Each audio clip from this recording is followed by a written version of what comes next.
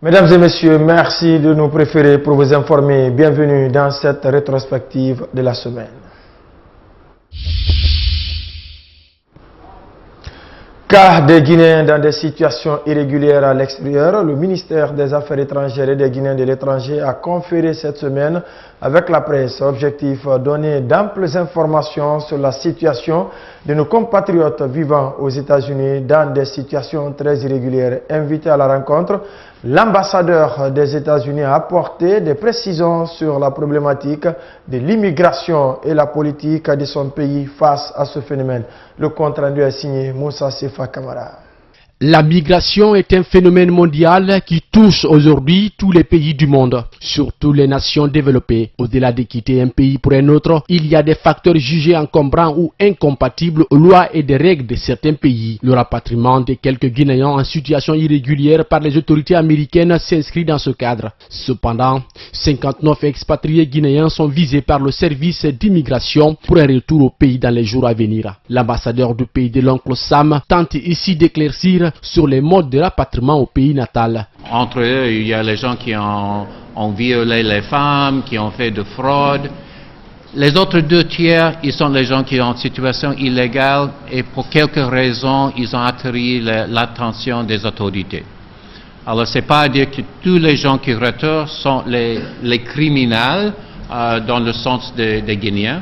Pour nous, ils ont tous violé les lois américaines, alors ils sont sujets à traitement des juges. La Guinée a vocation migratoire par excellence.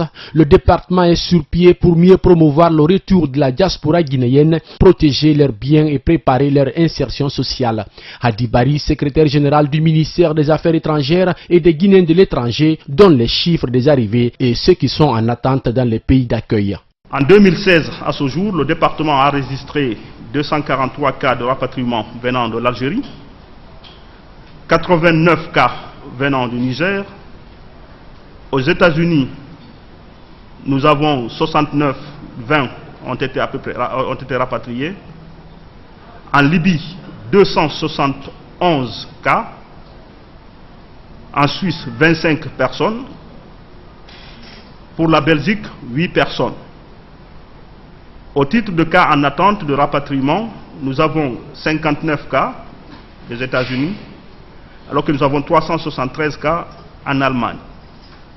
Quant au retour volontaire, la Guinée a enregistré 59 cas, nous avons enregistré 170 cas venant du Maroc, 370 d'Algérie. De nos jours, faut-il le rappeler, plusieurs autres citoyens guinéens croupissent dans les geôles à travers le monde. Vu l'ampleur, les cadres de département s'activent sur tous les fronts pour sauver la vie des citoyens et leurs intérêts. Le ministre des Mines et de la Géologie était également face à la presse cette semaine au siège de son département, ici même à Kaloma. L'objectif pour Abdoulaye Magasouba est d'annoncer la tenue prochaine du symposium Mine Guinée prévu du 9 au 11 mai avec pour thème « Secteur minier, levier de transformation de l'économie nationale au profit de tous les acteurs ». Ce symposium constitue le plus grand événement minier de l'Afrique de l'Ouest. Explication à Lucéni Diallo.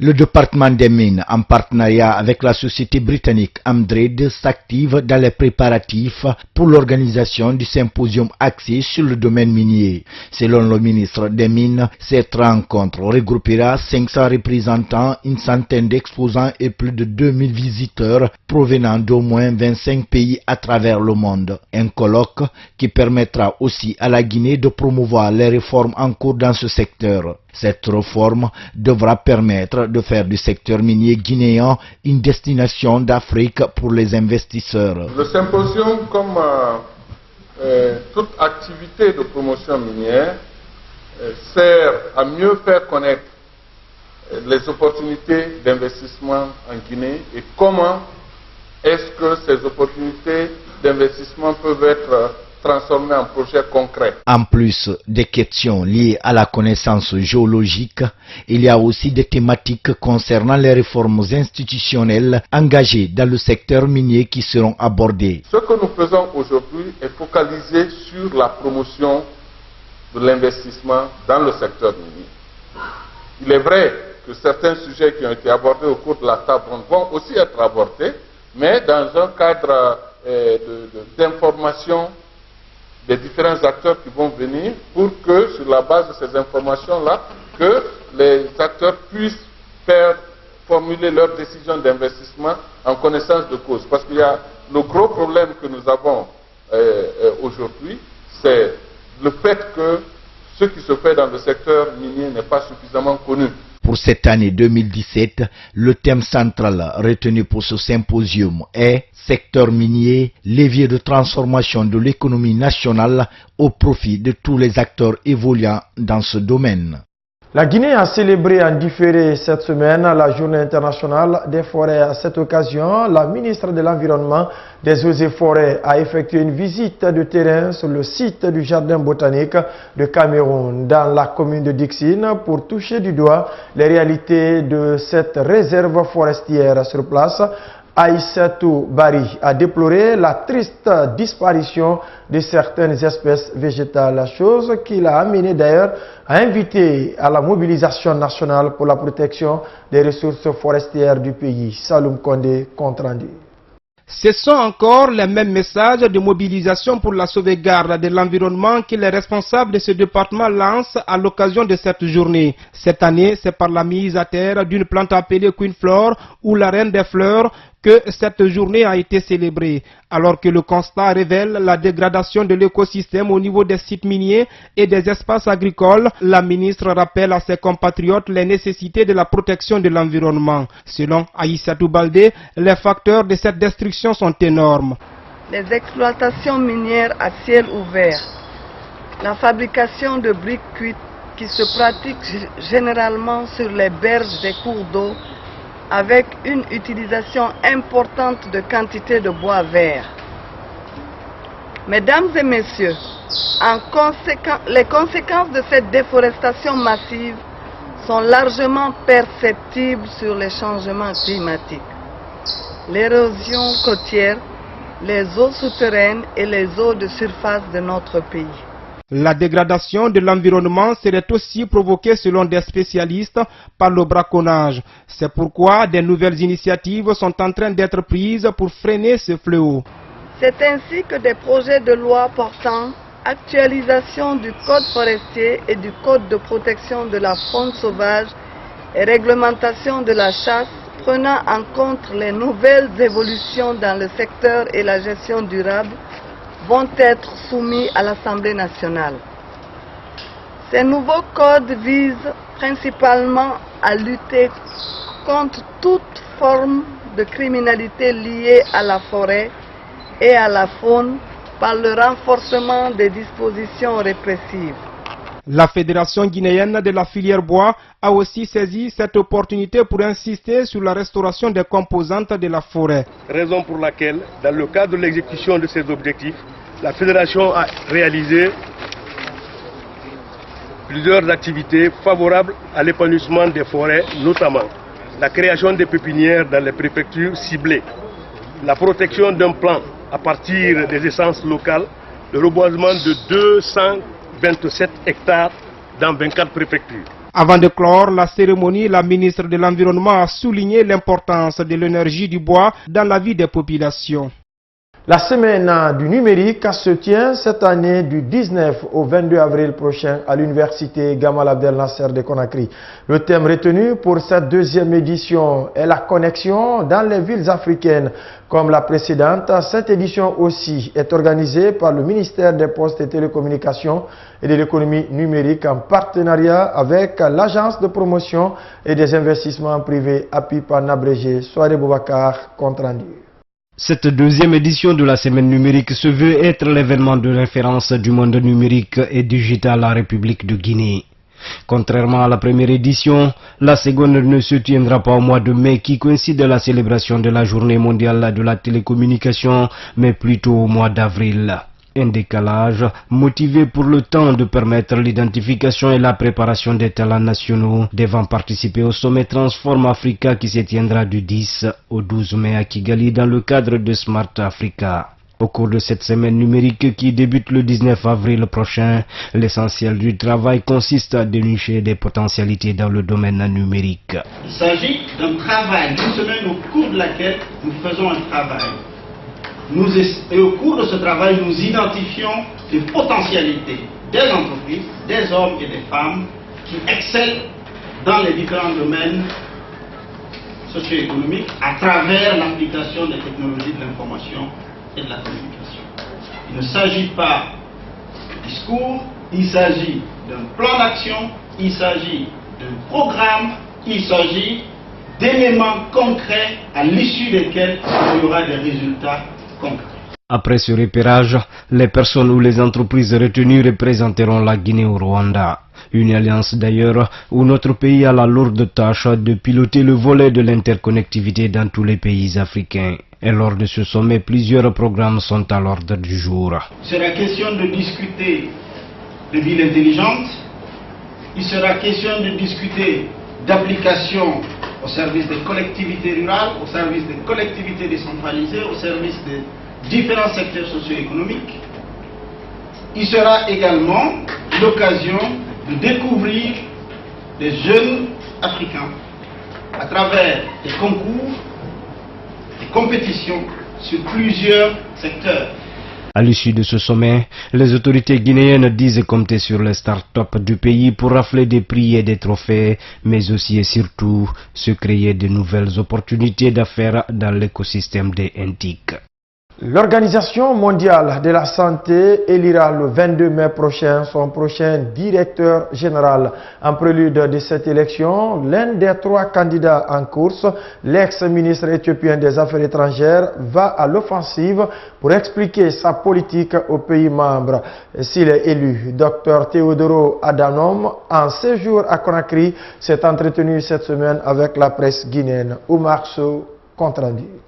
La course à la direction générale de l'Organisation mondiale de la santé s'avère rude. L'OMS vient de livrer la liste des 3 candidats qui voudront occuper en mai le fauteuil de la plus grande institution mondiale. Dans cette course se trouvent en finale une femme et 2 hommes, dont Dr Tedros Adhanom Ghebreyesus de l'Éthiopie. L'ex-ministre éthiopien des Affaires étrangères de 51 ans se trouve aujourd'hui soutenu par l'Union africaine. Tedros Adhanom, chercheur de renom sur le paludisme, cet ancien ministre de la Santé souhaiterait devenir le premier Africain à diriger l'OMS. La raison pour laquelle je suis venu en Guinée en tant que le président Condé, en tant que président de l'Union africaine, c'est pour demander son support pour galvaniser tous les pays africains, mais pas seulement les pays africains, mais aussi tous les autres pays qui concourent à ce que cette élection se passe dans de bonnes conditions.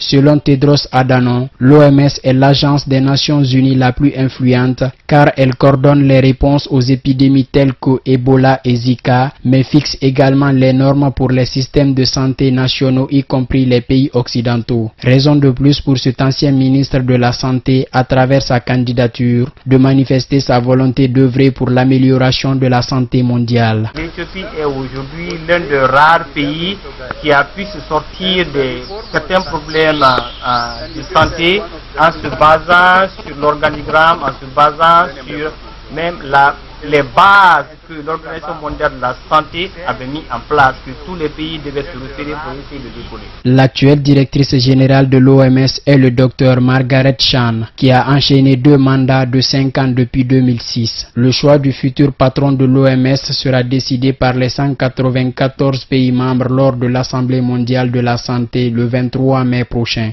Et le nouveau directeur général prendra fonction le 1er juillet 2017. À rappeler que les 2 autres candidats sont le Dr David Nabarro et le Dr Sania Nishtar. Un mot de politique dans cette rétrospective de la semaine. Le tout nouveau vice-président de l'UFDG chargé des relations extérieures et de la communication par intérim a reçu cette semaine une visite des membres des différentes structures du parti à son domicile. À cette équipe se sont joints des notables et des jeunes ressortissants de la préfecture de Pita. Une manière pour eux d'apporter leur soutien à Ibrahima Cherif Ba suite à sa désignation par Cellou Dalein Diallo. Compte rendu Ba Mamadou Alpha.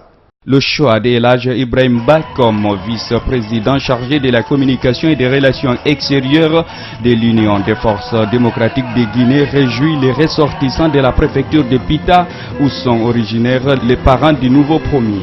Cette décision du leader de l'Union des forces démocratiques semble bien accueillie. Je dis merci au président du parti pour ce qu'il a fait et nous lui disons que tout Pita est derrière la décision. L'expérience et la compétence de l'ex-gouverneur de la Banque centrale de la République de Guinée ont été les critères déterminants qui ont prévalu à son choix aussi stratégique au sein de la première force politique de l'opposition selon Fodéoussou Fofana. Elhadj Chérif Ba a été choisi par le président Cellou Dalein d'abord à cause de sa compétence, deuxièmement à cause de sa loyauté, troisièmement, à cause de son expérience. Quatrièmement, à cause de son engagement. Elhadj Chérif Ba, on n'a pas besoin de parler de lui. Il a servi l'administration guinéenne pendant 30 ans. Il a accepté d'aller à l'université, prendre la craie, étudier, enseigner. Parmi ses élèves, il y a des gens qui sont célèbres. Je vais appeler le ministre Kassouri, il a enseigné. Il a enseigné le président Cellou Dalein. Conscient de la lourde tâche qui lui a été confiée, le vice-président par intérim s'est dit déterminé à mériter la confiance placée en lui. La loyauté est un élément clé qui crée la confiance. Et moi, c'est mon caractère précis. Quand je m'engage, je me suis engagé. Et je reste toujours loyal. Et je ne suis pas de Pita. Si vous voulez, tout à l'heure on vous l'a dit. Jean de Bouffa me réclame, Comment me réclame, Brahma me réclame. Moi je suis guinéen, je ne suis pas de Pita ou d'Abola ou de Zéréforé, je suis un Guinéen simple. Cette rencontre du nouveau vice-président avec les membres des instances du parti a été aussi marquée par la présence de plusieurs députés et des militants de l'Union des forces démocratiques de Guinée.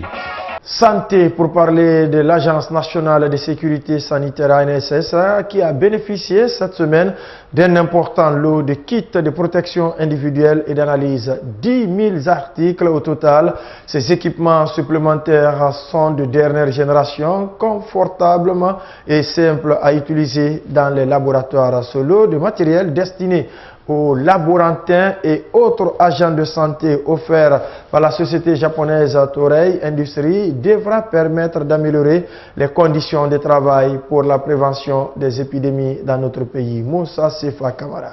Ces équipements de protection individuelle seront essentiellement utilisés par les agents de santé qui ont la charge de faire les prélèvements et le traitement des échantillons afin d'obtenir un résultat fiable. Après avoir testé à 2 reprises ces matériels, les spécialistes les jugent adaptés. La différence était que maintenant la température du corps ne s'élève plus. Comme dans le premier cas, quand vous portez 1 heure, voilà, il mesurait à quel degré votre température peut s'élever.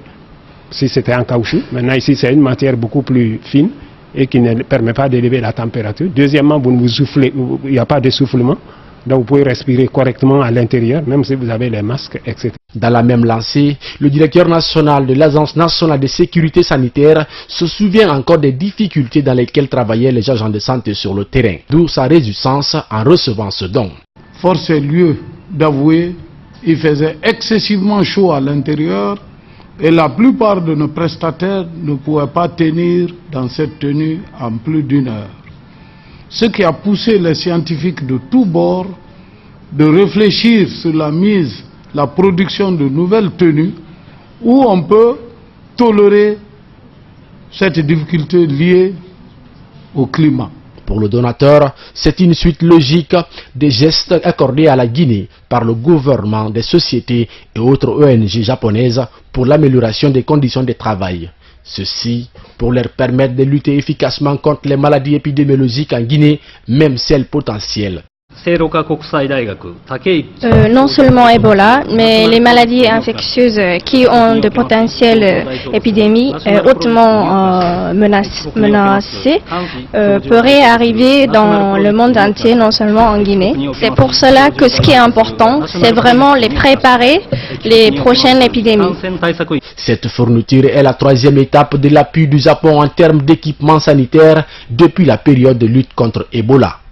Les droits des femmes et la détention provisoire illégale sont entre autres questions de droits humains lesquels la Guinée peine encore à respecter comme prévoient les textes en vigueur dans le pays. C'est en substance ce qui ressort du rapport co-publié par la FIDH, le GDH et l'ONG Même Droit pour tous depuis Genève en Suisse. Des insuffisances sur lesquelles d'autres activistes des droits de l'homme se sont aussi exprimés sur place à Conakry. Reportage Aïssata Foufana. Depuis 1982, la République de Guinée a ratifié la Convention sur l'élimination de toutes les formes de discrimination à l'égard des femmes et en 2012, celle de la Charte africaine des droits de l'homme et du peuple. Des institutions qui prônent la promotion des droits de la femme, surtout en matière d'égalité et de santé de la reproduction. Mais aujourd'hui, le pays n'arrive toujours pas à suivre rigoureusement ces textes qu'il a ratifiés, notamment en ce qui concerne la polygamie, un sujet qu'il compte faire adopter dans son tout nouveau code civil. Quand nous prenons par exemple le cas de la polygamie, la Charte africaine des droits de l'homme et des peuples prône la monogamie parce que c'est une question d'égalité des sexes, une question d'égalité entre l'homme et la femme.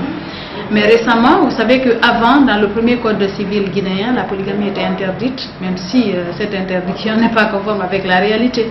C'est interdit, mais on la pratique quand même. Récemment, dans le projet de code civil révisé, avant que les gens ne s'insurgent, on a failli légaliser la polygamie. La question, elle reste posée. Est-ce qu'ils vont légaliser la polygamie?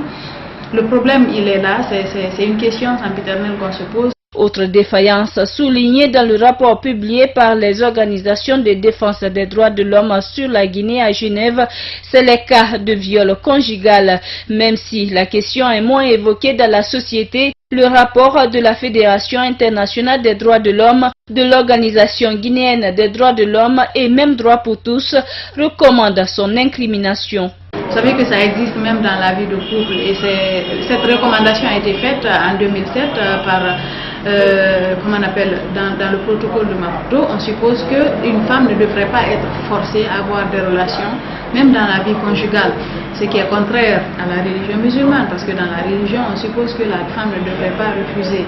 Maintenant, sur quoi faut-il se fonder en tant que pays qui a ratifié ces conventions? Est-ce qu'il faut se fonder sur les accords, le contenu des accords de nos textes de loi, de nos textes de loi, ou bien il faut juste ratifier les conventions et les mettre là, parce que les cas de viol conjugal, ça existe, mais c'est pas criminalisé. Alors le rapport voudrait que vraiment qu'on prenne le viol conjugal comme un crime. Quant à la détention provisoire illégale, elle reste tout entière. C'est pourquoi ces organismes de défense des droits humains notent l'urgence à réformer la chaîne pénale en mettant notamment fin à ces détentions. La détention illégale, pour même les infractions spécifiques, ça ne peut être que de 12 mois renouvelable une fois.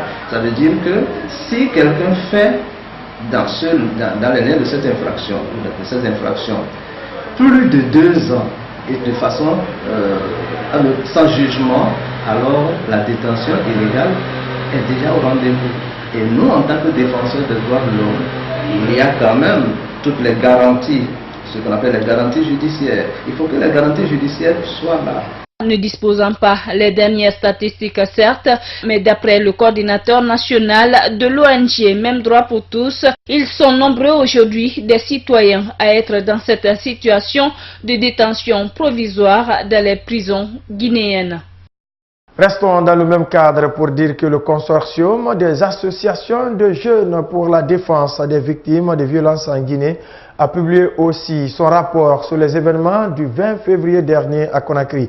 Présenté en partenariat avec le Centre guinéen de promotion des droits de l'homme, ce rapport met en exergue, disent-ils, des bavures policières enregistrées ce jour de violences consécutives à la grève des enseignants. Le compte rendu est signé Li Mariam Bailo. C'est un document de 27 pages qui a été présenté aux journalistes par les membres du consortium des associations de jeunes pour la défense des victimes de violences en Guinée. Son contenu parle des violences survenues dans la capitale Conakry lors de la grève des syndicats et les jours qui ont suivi. Selon ces ONG, les forces de l'ordre n'ont pas été à la hauteur pour contenir la situation, d'où les dérapages enregistrés. À maints endroits, des émeutes ont éclaté entre jeunes manifestants et les forces de l'ordre, entraînant des violences au cours desquelles 5 personnes ont trouvé la mort. Le premier jour, lundi 11 février 2017, 3 personnes le deuxième jour, mardi 21 février, et des dizaines de blessés par balles et des arrestations et de destruction de biens matériels. Les affrontements entre jeunes manifestants et les forces de l'ordre ont fait plusieurs dizaines de blessés, dont des civils et des agents des forces de l'ordre. Certains handicapés à vie et 6 morts, dont une femme en état de famille et 5 garçons. Malgré les pertes matérielles et en vies humaines, le consortium des associations des jeunes pour la défense des victimes de violences en Guinée estime qu'aucune enquête sérieuse n'est en cours pour situer les responsabilités. C'est pourquoi, en termes de recommandations, ces ONG de défense des droits de l'homme appellent l'État à veiller au respect du principe de séparation des pouvoirs et des attributions constitutionnelles.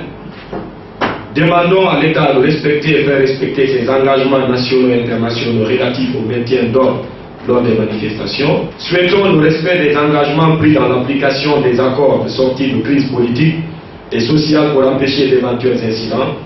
Invitons l'institution nationale indépendante des droits de l'homme à jouer son rôle de protection et d'accompagnement en cas de saisie par les victimes, de porter leur plainte devant les juridictions compétentes. Regrettons les déclarations du parquet niant l'utilisation des armes à feu par les forces de l'ordre pendant les manifestations. Attendons avec impatience la publication du rapport attestant ces allégations. À défaut, considérons de tels propos comme un délit de justice et un mépris à l'endroit des victimes. Demandons à l'État d'apporter toute la lumière sur cette affaire en ouvrant des enquêtes pour arrêter et sanctionner les responsables de ces tueries. Si ces recommandations ne sont pas prises en compte, ces ONG entendent porter plainte contre l'État au niveau des juridictions nationales et internationales. L'humanité a célébré cette semaine la journée mondiale de l'eau autour du thème « Les eaux usées ». Cette année, l'Organisation mondiale des Nations Unies pour l'eau et l'environnement voudrait attirer l'attention sur l'importance de cette denrée si chère pour la santé afin qu'elle soit durablement gérée. Pour le cas spécifique de la Guinée, par exemple, Château d'eau de l'Afrique de l'Ouest, l'approvisionnement en eau potable aux citoyens reste aujourd'hui un défi à relever. Diao Bachir.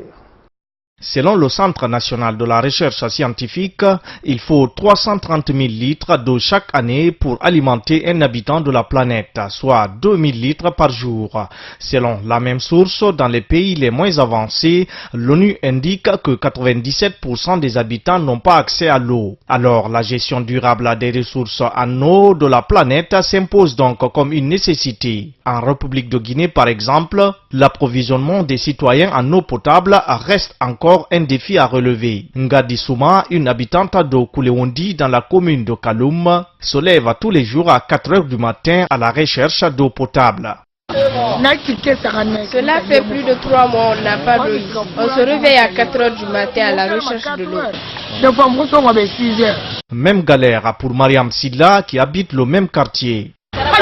Impossible d'effectuer nos prières de l'eau. Faut laisser tes bidons pour se rendre à la prière. C'est difficile. Les autorités n'ont qu'à nous aider. Pourtant, cette crise d'eau potable en plein centre-ville de la capitale Conakry ne fait pas que des mécontents. Mamadou Bassila, lui, tire son épingle de jeu avec son chariot. On achète le bidon d'eau à 500 francs. Si je transporte 25 bidons, on me donne 5000 francs.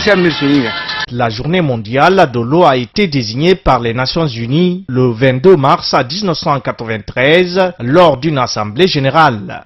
La capitale guinéenne s'apprête à abriter le tournoi de la zone 2 du karaté. Pour être donc au rendez-vous, la Fédération guinéenne du karaté a lancé cette semaine les activités préparatoires de cette compétition. Face à la presse, à son siège à Dixine, la Fédération a apporté toute la lumière sur le niveau d'avancement des travaux et des équipes guinéennes devant participer à la compétition. Diao Bachir, Moussa Sifa Kamara. 8 pays ouest-africains plus la Mauritanie prendront part à ce championnat de karaté en sa 3e édition à Conakry. Selon les membres de la Fédération guinéenne de karaté, tous les dispositifs sont en place pour le bon déroulement de la compétition. Maître Cheikh Kondé, président de la FEGI Karaté, rassure le public guinéen et les fans de cet exercice physique. En tant que technicien à la matière, je suis très rassuré et je tiens aussi à vous rassurer que cette équipe aujourd'hui qui s'apprête à affronter les autres pays est une bonne équipe bien préparée sur le plan tactique, technique et psychologiquement ils sont très remontés pour affronter cette compétition. L'objectif principal de cette manifestation sportive est de doter l'Afrique d'athlètes performants de toutes catégories confondues pour les compétitions internationales, précise Ismaël Keita, directeur de l'UFAC. Cette compétition Cadet Junior Espoir, c'est une compétition vraiment qui doit projeter sur l'avenir. Parce que vous savez qu'à Rio 2016, les gens ont accepté le karaté comme discipline additionnelle. Donc à partir de Rio, les gens vont voir maintenant à Tokyo 2020, ça dépendra, il y a Paris je crois, il y a Rome, il y a Budapest, il y a un qui a désisté. Si le karaté est maintenu, s'il y a des karatékas qui vont être là-bas, c'est des karatékas qui ont cet âge aujourd'hui. Vous n'allez pas prendre quelqu'un qui a 30 ans comme d'habitude nous on le voit. On amène le gars après, pourtant il est âgé, mais on savait qu'il est âgé avant de l'amener. Donc ce sont ces jeunes de 18 jusqu'à 20 ans, si vous projetez qu'on se dise la vérité, que ce soit le Sénégal, que ce soit la Guinée, vous ne pourrez pas avoir aujourd'hui des karatékas que vous comptez voir sur le tapis olympique en 2016. Du côté du département également, toutes les conditions semblent être réunies pour réussir à ce pari qui est une première en Guinée, a déclaré Kabassan Keita, directeur national des sports. Le département a accompagné la fédération. Aujourd'hui, tous les officiels, tous les athlètes sont logés. Ceux qui arrivent seront logés aussi. C'est un accompagnement du département. Deuxièmement, tout ce qui est lié au transport des athlètes entre leur domicile et le lieu de compétition, des officiels aussi, la même chose, le département accompagnera la fédération. Pendant ces 5 jours, le palais des sports vibrera donc au rythme du karaté ouest-africain. Voilà, mesdames et messieurs, c'est la fin de cette rétrospective de la semaine. Je vous retrouve demain pour d'autres informations. Mais d'ici là, passez d'agréables moments en compagnie des programmes d'Africa Today. Merci et portez-vous bien.